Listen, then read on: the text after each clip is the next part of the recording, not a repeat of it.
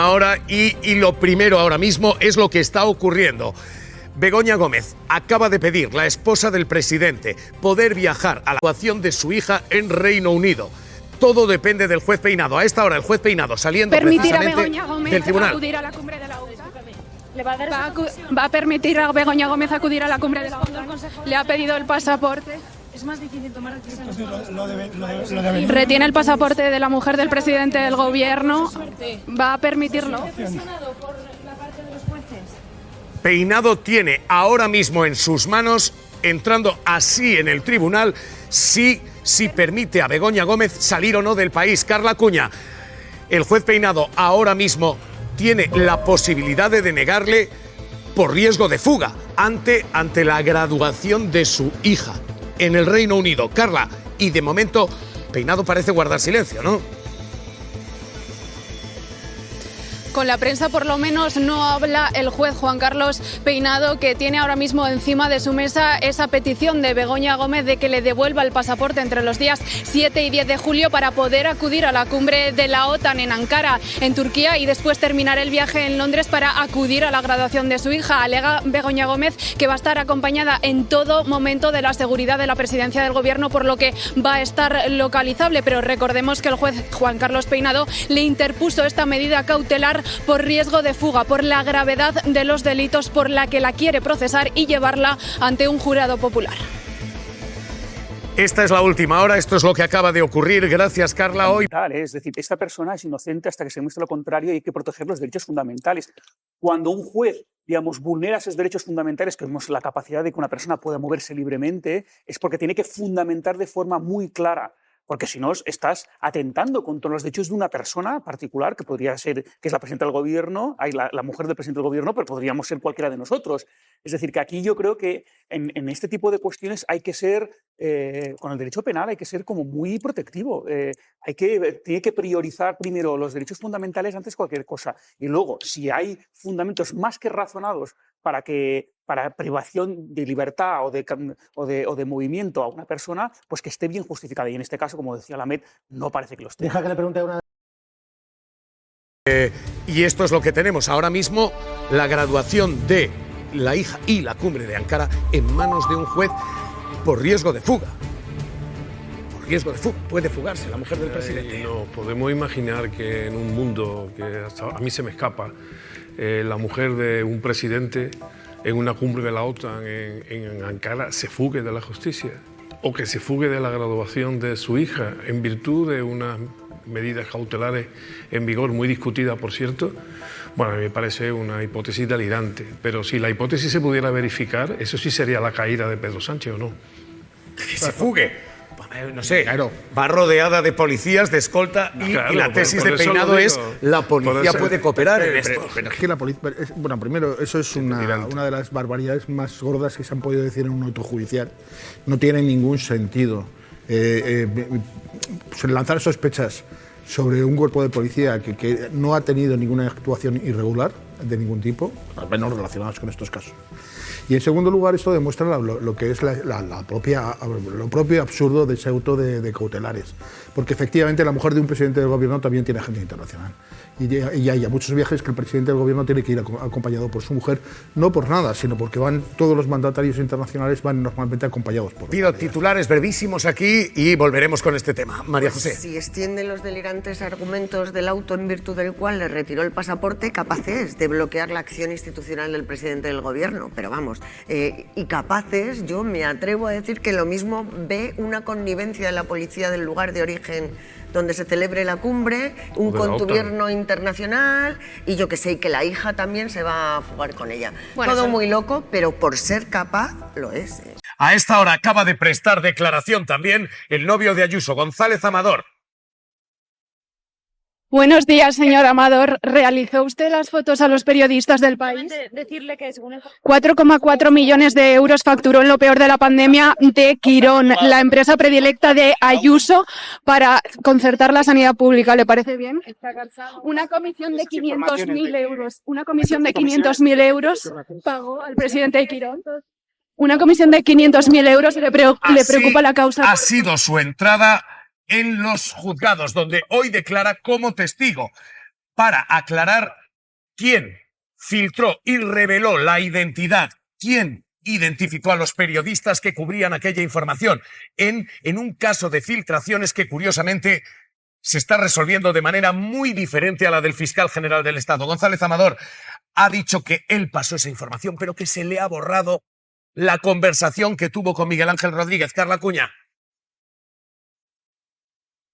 Ha avalado la versión que dio Miguel Ángel Rodríguez, que está como imputado en esta causa por revelación de secretos, por pasar la identidad de los periodistas, pero dice que le hackearon el móvil, un hackeo un poco selectivo, porque asegura que la conversación con Miguel Ángel Rodríguez se borró, pero la conversación con el vecino que le pasó la foto de los periodistas la mantiene y la ha aportado. Dice que se enteró de que había periodistas en las inmediaciones de su casa en la que vive con la presidenta madrileña por el chat de la comunidad de vecinos. Alberto González Amador avala la versión del jefe de gabinete de Ayuso, dice que pasó esa foto con los periodistas, pero dice que le hackearon el móvil selectivamente.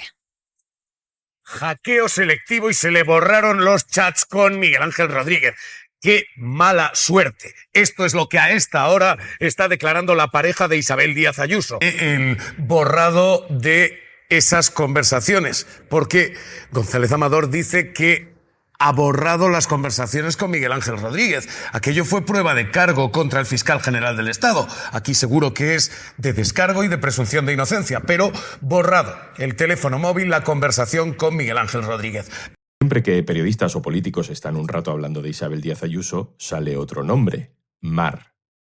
Pero Mar no es un nombre de mujer, son unas siglas. Miguel Ángel Rodríguez. Pues no, que si se les congela el sueldo. Es lo que yo digo, que no se quejen, porque una enfermera de un hospital público cobra X, no son 2.000, son 1.300, y una de un hospital privado, haciendo lo mismo, más horas, ahora menos. Funcionarios, sobra un tercio, sobra un tercio. Por eso, o les bajamos un 30%, despedimos un tercio. Le he nombrado porque para mis mensajes, para mi agenda, para mi trabajo, creo que es el que va a hacer el mejor papel en estos momentos. Miguel Ángel Rodríguez es el jefe de gabinete, es esa figura siempre conocida por los que rondan a un político, pero que pocas veces trasciende al público general. Pero Miguel Ángel Rodríguez es diferente, siempre fue diferente. Dicen que es el hombre que maneja los hilos de Ayuso, que hace con ella lo mismo que en su momento hizo con José María Aznar. Si es para tanto, merece la pena hablar de él, recordar quién fue, para entender qué intenta ahora.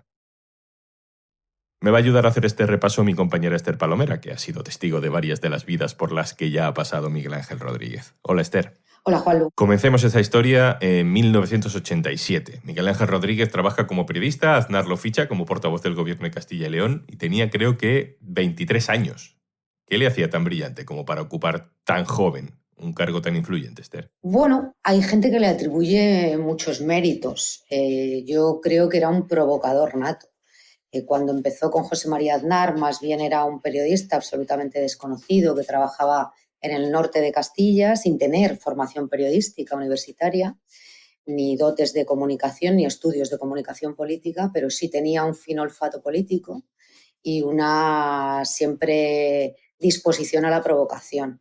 En sus primeros años era incisivo y ponía en apuros a los políticos. Y luego lo que resultó ser, y sigue siendo, desde mi punto de vista a día de hoy, es un creador de personajes. Él, no sé si el público lo conoce, pero empezó filología y lo que siempre quiso fue ser novelista. De hecho, él tiene más de media docena de novelas publicadas y al final resultó que ha novelado la política con la creación de personajes. Aznar llega a la presidencia del PP y Miguel Ángel Rodríguez se convierte en director de comunicación. Lo que oímos es la versión electrónica del himno del PP, tecnonoventero, pura modernidad, estrenada cuando Aznar está ya a punto de ganarle a Felipe González, en una época de política clásica, de una derecha identificada con el franquismo, de estilo rancio, venía de Fraga. Pues este es el himno y sus versiones, que son marca de la casa de Miguel Ángel Rodríguez. Esther le cambió la cara al partido. Bueno, Miguel Ángel Rodríguez llega al Partido Popular cuando era todavía Alianza Popular, se produce la refundación en el principal partido de la oposición y cambia toda la estética del partido, ¿no? modifica por completo los colores, cambia los decorados de los mítines, la iluminación, los carteles, a los vídeos les da otro tipo de formatos, empieza a distribuir los vídeos y las señales realizadas a los medios de comunicación, y fue el primero que inventó aquello de la lucecita roja en los mítines electorales, donde el líder político estaba hablando y de repente se veía una luz roja y era la señal de que en ese momento estaban pinchando en directo los informativos de las televisiones. Y ahí es donde colocaba el mensaje o la consigna del día que quería que todos los medios de comunicación difundieran. Su consigna era: Aznar tiene que salir sí o sí a diario en todos los informativos. Y aquello lo consiguió. Bueno, de hecho, una de sus frases memorables fue aquella del váyase señor González, ¿no?, que entró como un tiro en todos los telediarios.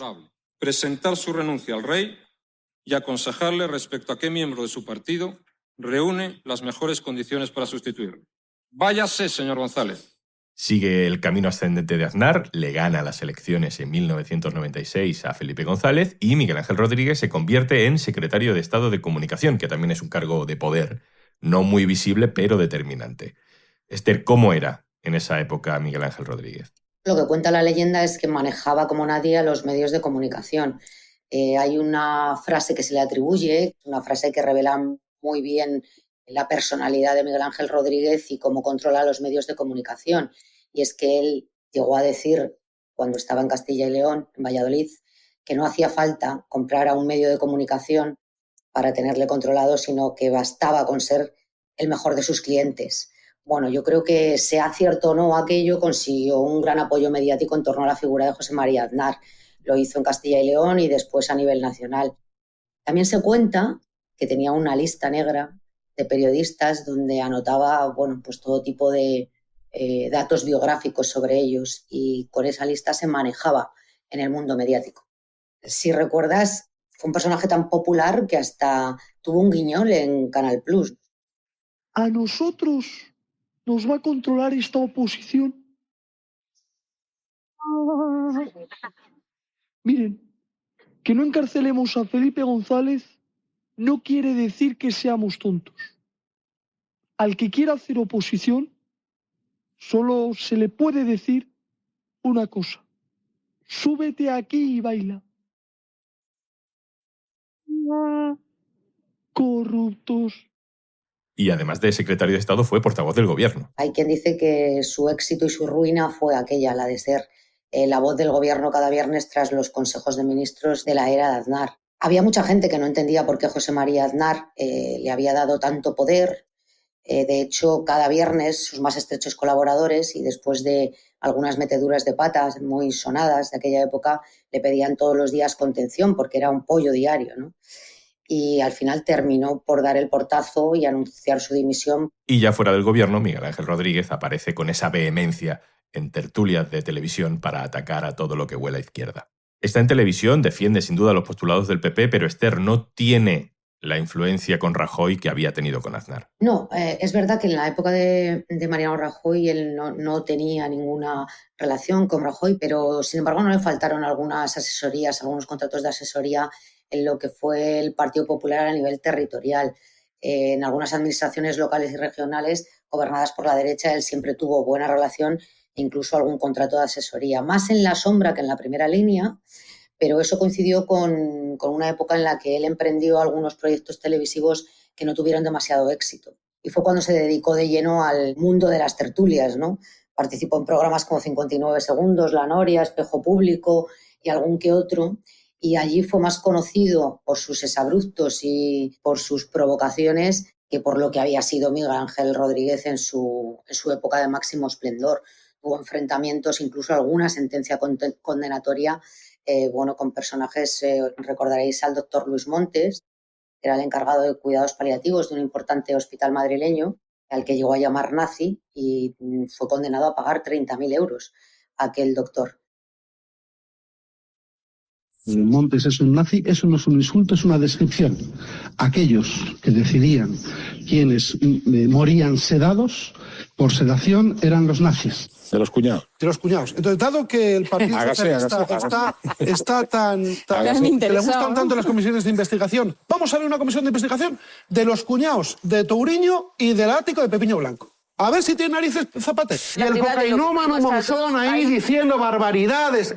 Y yo digo... ¿Qué Monzón te refieres? Digo, el cocainómano. Digo... Es en esta época donde vemos al Miguel Ángel Rodríguez más polémico, no solo en televisión, también en redes sociales. La vehemencia y los insultos se le van de la mano muchísimas veces. En 2013 estrella su coche contra otros 3 vehículos y fue detenido por cuadriplicar la tasa de alcoholemia. Tuvo que pedir perdón. En principio, los daños están en 1.750 euros. Quiero decir que rocé los coches. He hecho una irresponsabilidad y además haré todo lo posible a partir de ahora para concienciar a la gente de que eso no se puede hacer bajo ningún concepto. Y saltamos a 2020. Ya ha caído Cifuentes, Casado gana las primarias del PP y Mar se convierte en el jefe de campaña de Ayuso y luego en su jefe de gabinete. Y siempre nos hacemos la misma pregunta, Esther. ¿Cuánto mérito tiene Miguel Ángel Rodríguez del éxito de Ayuso? Bueno, yo creo que hay que atribuirle todo el éxito.